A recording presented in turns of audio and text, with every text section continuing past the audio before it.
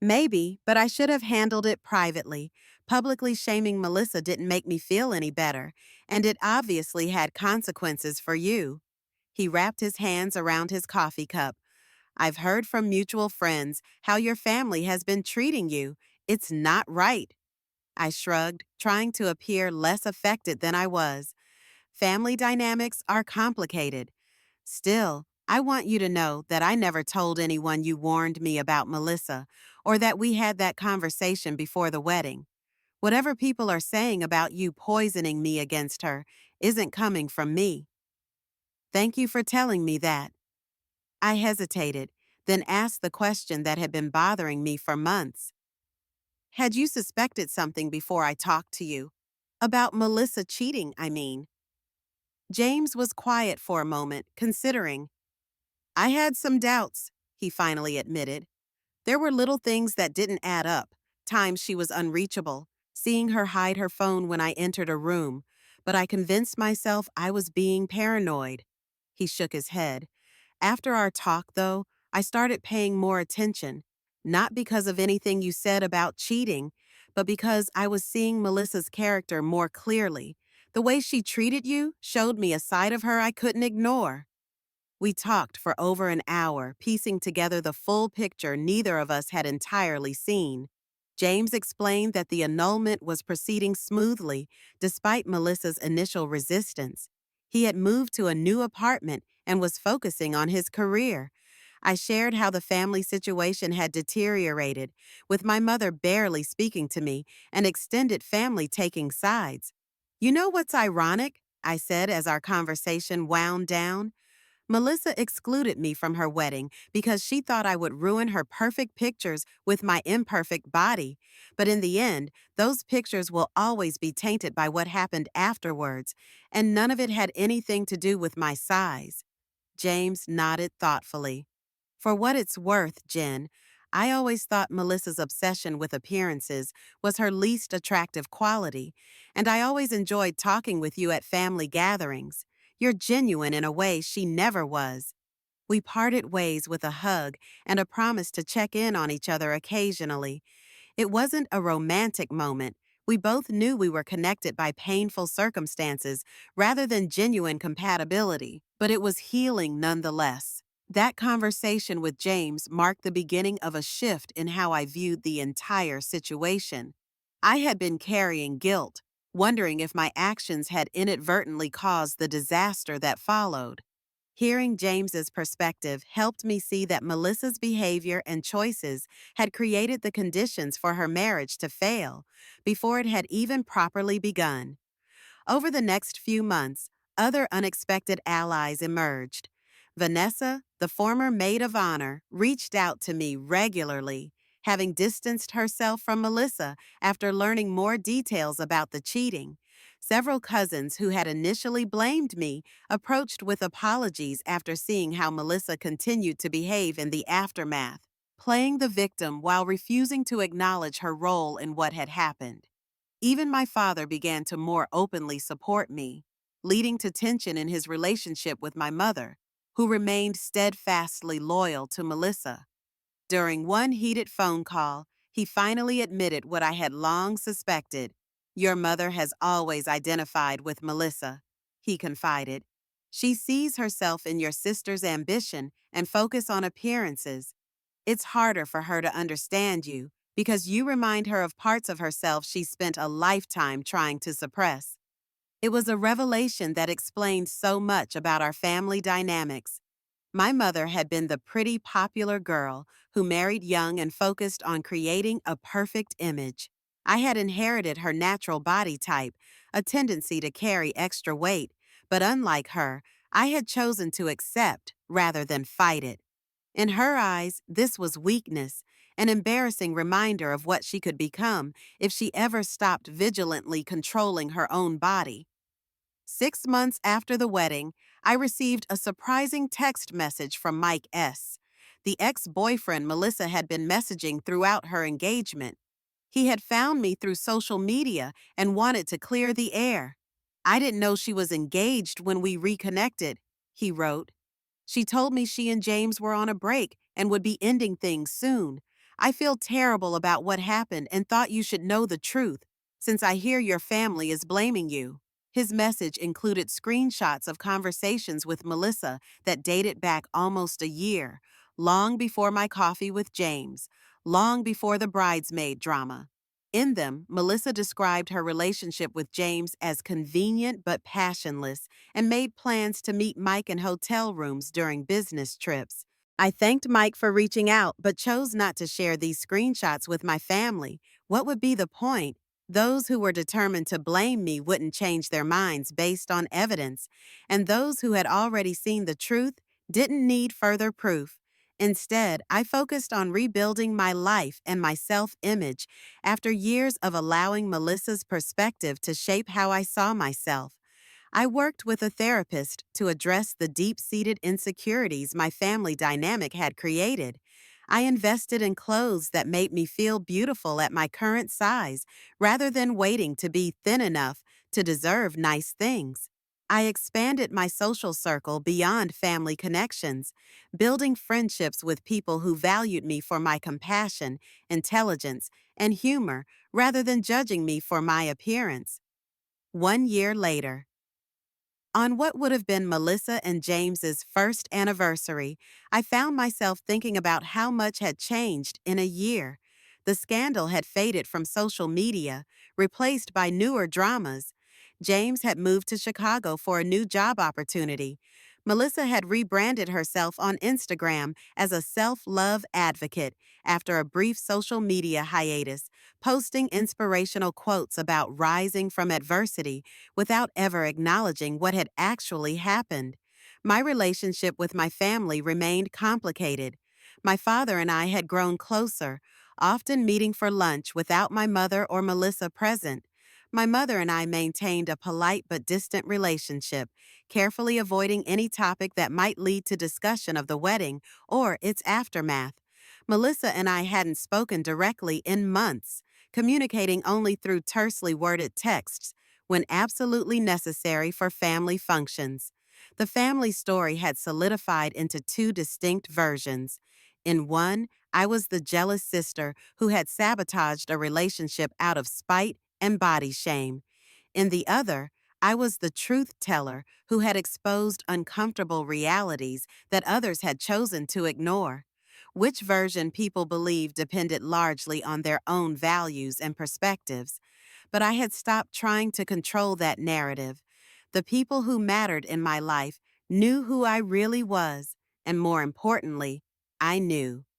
That evening, as I scrolled through old photos on my phone, I came across one taken at Melissa's wedding, a candid shot of me laughing with one of James's cousins on the dance floor, my navy blue dress swirling around me, my face alight with genuine joy despite everything.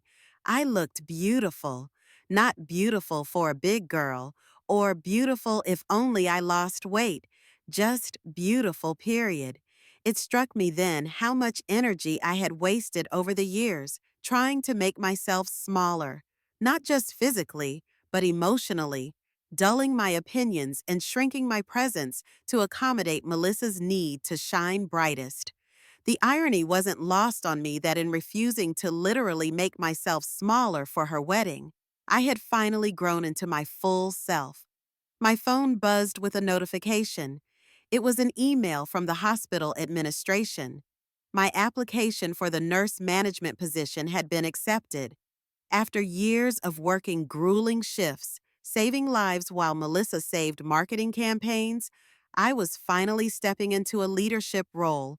The promotion meant more regular hours, better pay, and the chance to mentor younger nurses, something I discovered I had a talent for over the past year. I poured myself a glass of wine to celebrate, opening my balcony door to feel the spring breeze.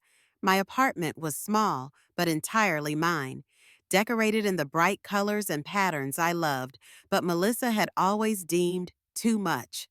On my refrigerator hung an invitation to my cousin Alyssa's upcoming wedding, where I would be serving as her maid of honor, wearing a beautiful emerald green dress she had chosen specifically because it complemented my skin tone.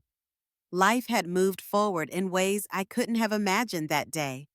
I stood outside Melissa's perfect condo, holding an invitation that made me feel anything but invited. The unexpected reunion.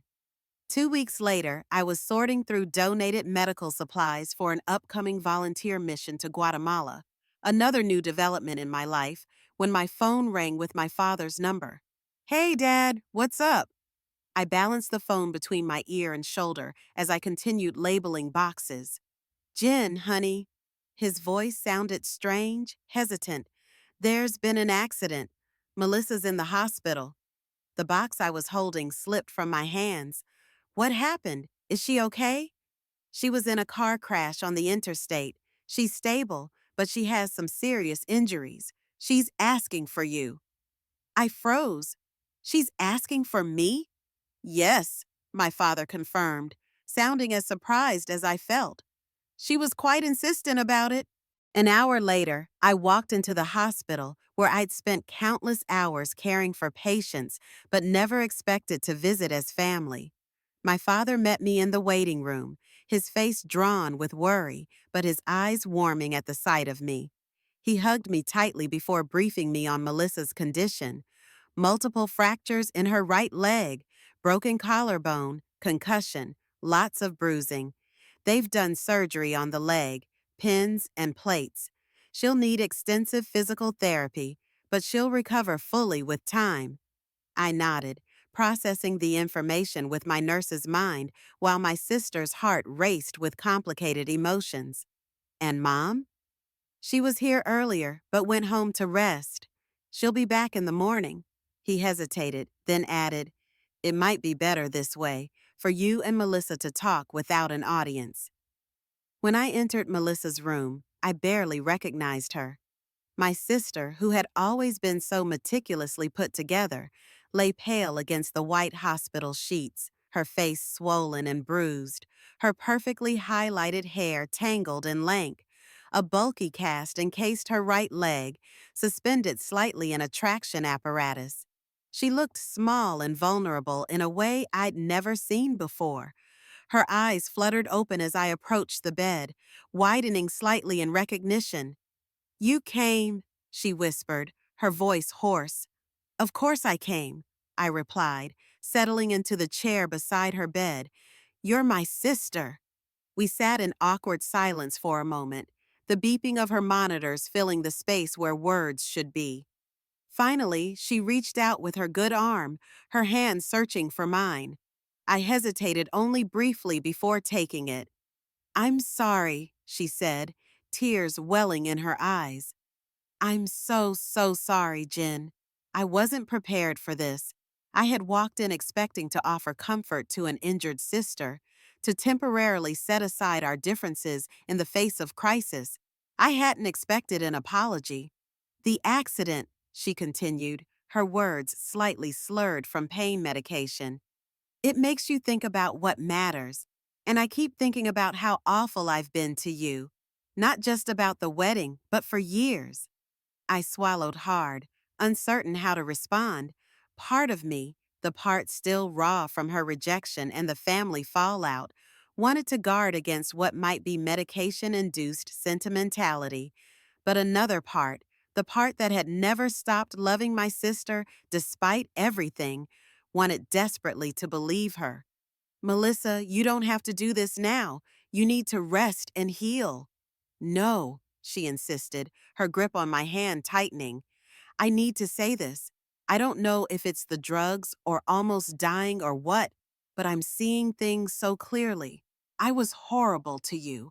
I valued the wrong things. I was so caught up in creating this perfect image that I hurt the person who's always been there for me. Tears were streaming down her face now, making tracks through the remnants of day-old makeup. And the worst part is, I knew what I was doing was wrong. I knew it when I told you that you needed to lose weight to be in my wedding. I knew it every time I excluded you because I was embarrassed by how you looked. I knew it was wrong, but I did it anyway because I cared more about what other people thought than how my own sister felt.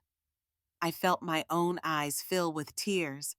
Why? I asked, the question that had haunted me for so long finally finding voice. Why was my appearance so important to you? Why couldn't you just love me as I am? She closed her eyes briefly, as if gathering strength. Because every time I looked at you, I saw what I was fighting so hard not to be. Mom put me on my first diet when I was 9 years old. Did you know that? She was always so afraid I'd end up heavy, like her side of the family. She made me weigh myself every morning while she watched.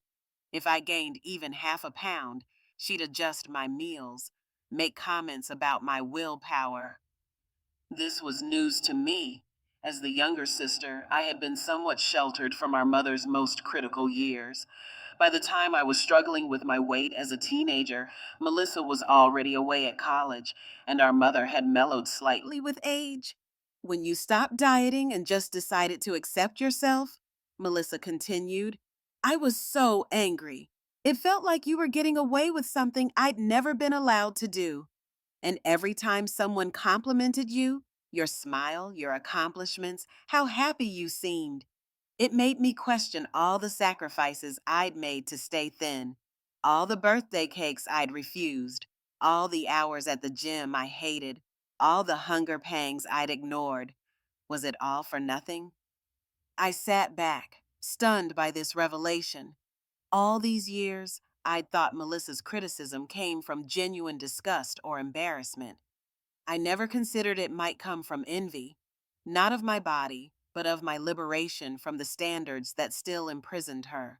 And then there was James, she said, her voice dropping even lower.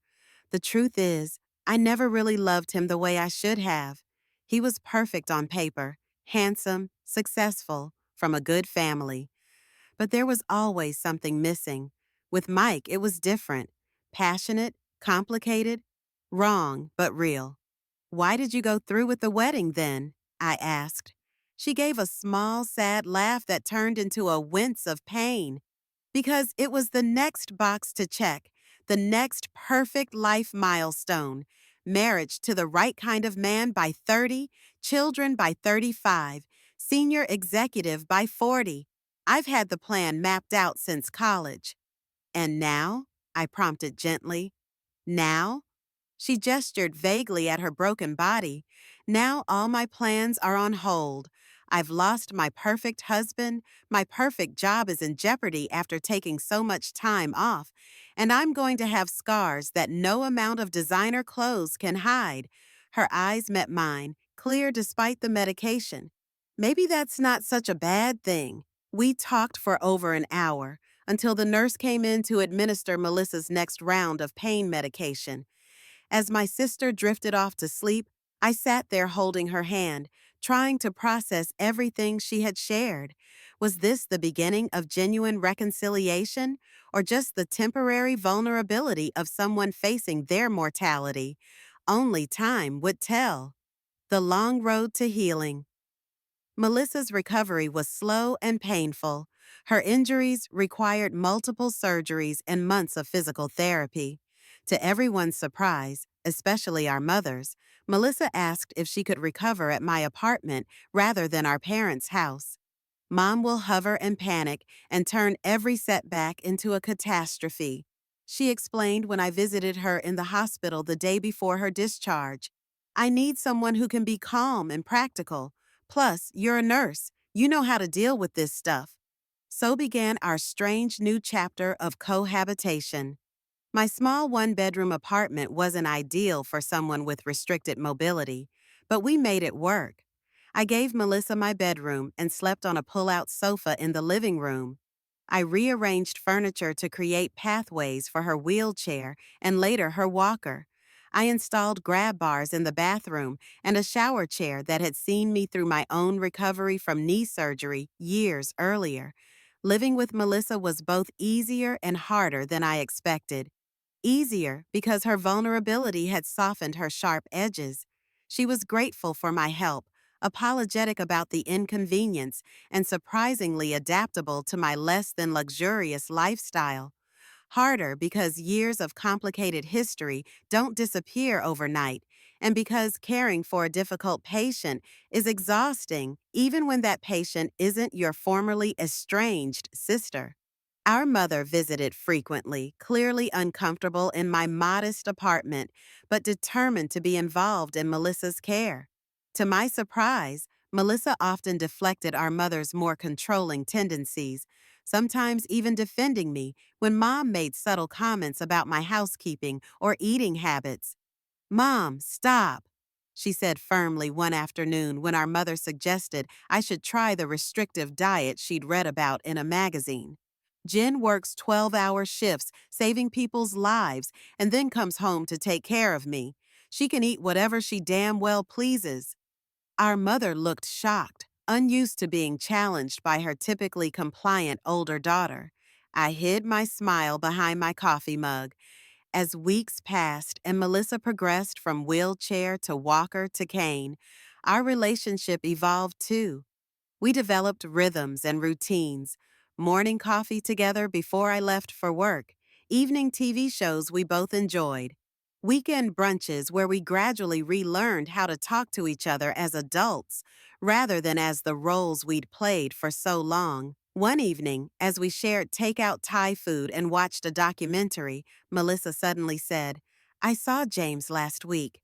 I nearly choked on my pad Thai. "You did? How?" "He's in town visiting friends. He reached out, asked if he could stop by." She poked at her food thoughtfully. It was surprisingly not awful. We talked about what happened, really talked. No accusations, no defensiveness, just honesty. "That sounds healthy," I offered cautiously. It was. "He's doing well in Chicago, dating someone new." She gave a small smile.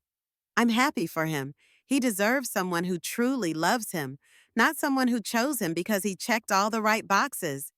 "And Mike?" I couldn't help asking. She shook her head. "That ended the day the honeymoon story broke. It wasn't real anyway, just an escape, a fantasy. I've been talking to my therapist about why I self-sabotaged like that." This was new information. "You're seeing a therapist?" "Twice a week since I got out of the hospital," she confirmed. "Should have done it years ago." "What does Mom think about that?" Our mother had always dismissed therapy as paying someone to listen to you complain. Melissa laughed. "She thinks it's a waste of good money, but for once in my life, I don't care what she thinks. This crash," she gestured to her healing body, "was my wake-up call in more ways than one. I've spent my entire life trying to be what everyone else wanted: perfect daughter, perfect professional, perfect body, perfect bride. I'm done with perfect. I want to be real." I studied my sister's face, still beautiful but different now, slightly asymmetrical from where her cheekbone had been fractured, a small scar near her hairline that would never completely fade. These imperfections somehow made her more approachable, more human. "Real looks good on you," I told her. Finding balance. 3 months after moving in with me, Melissa was ready to return to her own condo. Her physical recovery had progressed steadily, though she would likely always walk with a slight limp. Her emotional recovery seemed equally promising. She continued with therapy, had reconnected with old friends she drifted away from during her perfect life phase, and was exploring a career shift from high-pressure corporate marketing to nonprofit work. The day I helped her move back home was bittersweet. Despite our rocky history and the cramped quarters of my apartment, I had grown accustomed to her presence, to our late-night conversations and inside jokes. We had reclaimed something I thought was lost forever, not just sisterhood, but friendship. "You know," Melissa said as we unpacked her last suitcase in her bedroom, "this place feels different now, colder, more like a showroom than a home." I looked around at her immaculate condo with its neutral color palette and carefully curated decor. It was objectively beautiful but lacked the warmth and personality of my cluttered apartment. "Maybe it's time for some changes," I suggested. "Make it reflect who you are now, not who you were trying to be." She nodded thoughtfully. "Will you help me? You always had better taste than me, even if I was too stubborn to admit it." Over the next few weeks, we transformed her space together. We painted one wall a rich teal color, replaced her uncomfortable statement furniture with pieces you could actually relax in, and hung family photos she'd previously considered too casual for display. The result was less Instagram perfect, but infinitely more welcoming. Meanwhile, my own life continued to evolve. My promotion at the hospital brought new challenges and rewards. I started dating David, a kind and thoughtful radiologist who appreciated my curves and my quick wit in equal measure. I continued volunteering with international medical missions, finding purpose in using my skills to help those with limited access to health care. Our family dynamic shifted too. Our father, emboldened perhaps by seeing his daughters reconcile, began standing up to our mother's more controlling tendencies. At first, she resisted these changes, clinging desperately to the way things had always been. But gradually, seeing Melissa embrace a more authentic life despite her imperfections, something in our mother seemed to soften as well. At Thanksgiving, our first holiday together as a family since the wedding disaster, I watched in amazement as our mother actually served herself a slice of pie without making a self-deprecating comment about calories or her willpower. It was a small thing, but in our family's complex language of food and body shame, it felt monumental. After dinner, Melissa and I volunteered to handle the dishes, shooing our parents into the living room to relax. As we worked side by side in comfortable silence, Melissa suddenly said, "Thank you." "For helping with dishes?" I asked, confused. "For everything. For taking care of me when I was hurt. For forgiving me when I didn't deserve it. For being honest with James back then, even though it cost you so much."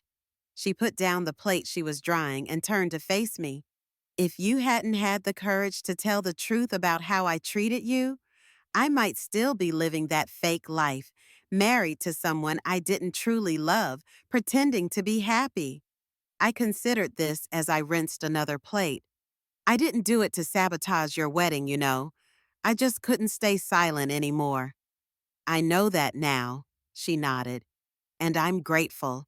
That whole disaster, as horrible and humiliating as it was, forced me to face some ugly truths about myself. Sometimes you need to hit rock bottom before you can build something real."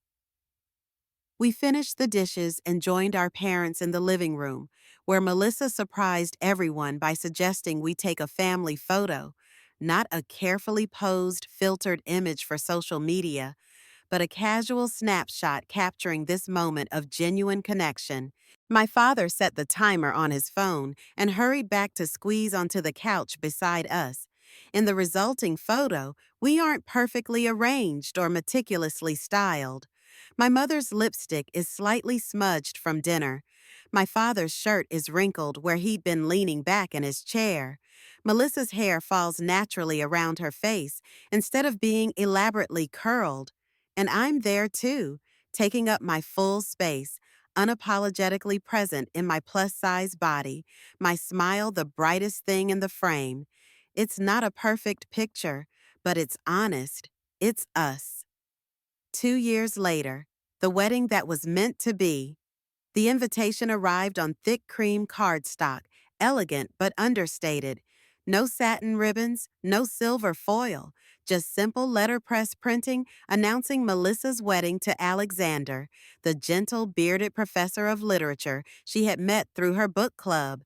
The ceremony would be small, held in our parents' backyard, followed by a reception at a local restaurant known more for its amazing food than its photogenic interior. "Will you be my maid of honor?" Melissa had asked months earlier over brunch, sliding a small gift box across the table to me. Inside was a delicate silver bracelet engraved with our initials and the words, "Sisters by blood, friends by choice." "Are you sure?" I'd asked, emotion tightening my throat. "You know I haven't lost any weight since your last wedding, right? In fact, I might have gained a few pounds." She had reached across the table and squeezed my hand. "I'm not asking the numbers on your scale to be my maid of honor. I'm asking my brilliant, compassionate sister who has taught me what truly matters in life. And so, 2 years after the wedding that had nearly destroyed our relationship, I found myself standing beside my sister as she prepared to try again. This time, there were no designer gowns or luxury venues, no extensive bridal party or elaborate floral arrangements. Just two sisters in a bedroom that had once been Melissa's, helping each other get ready for a day of authentic celebration. Are you nervous? I asked as I helped fasten the delicate buttons on her simple, elegant dress, a soft blue instead of traditional white, chosen because Alexander had once told her it matched her eyes. Not about marrying Alex, she smiled, adjusting her minimal makeup in the mirror. He's the real thing. The kind of love that builds you up instead of asking you to shrink yourself to fit someone else's expectations. I nodded, understanding exactly what she meant. My relationship with David had taught me the same lesson, that true love expands your world rather than constraining it. I am a little nervous about my speech, though, Melissa admitted. Being vulnerable in front of people is still new territory for me. You'll be amazing, I assured her. Just speak from your heart. The ceremony was everything her first wedding was not: intimate, personal, and genuinely joyful. When Alexander saw Melissa walking toward him on our father's arm, his face lit up with such unguarded adoration that several guests, including our normally stoic father, reached for tissues.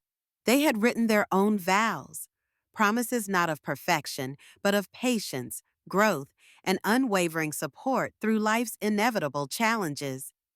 At the reception, after everyone had eaten their fill of incredible food served family style at long communal tables, Melissa clinked her glass and stood to address the gathering. My heart swelled with pride as I watched my once image-obsessed sister stand confidently before her loved ones, beautiful in her authenticity. 2 years ago, she began, her voice clear and steady, I thought I knew what a perfect life looked like: the right job, the right address, the right clothes, the right husband. I was so focused on creating an Instagram-worthy existence that I lost sight of what truly matters: genuine connection, authenticity, and love that embraces your whole self, not just the parts that fit some arbitrary ideal. She looked down at me with a smile. My sister Jen tried to tell me this, in her way, but I wasn't ready to hear it. It took losing everything I thought I wanted to find what I actually needed. She raised her glass toward Alexander. Alex loves me not despite my imperfections, but with them fully in view.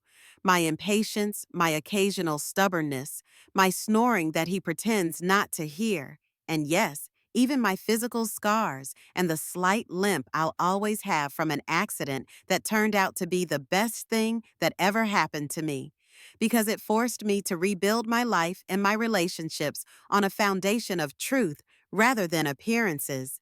There wasn't a dry eye in the house as she concluded.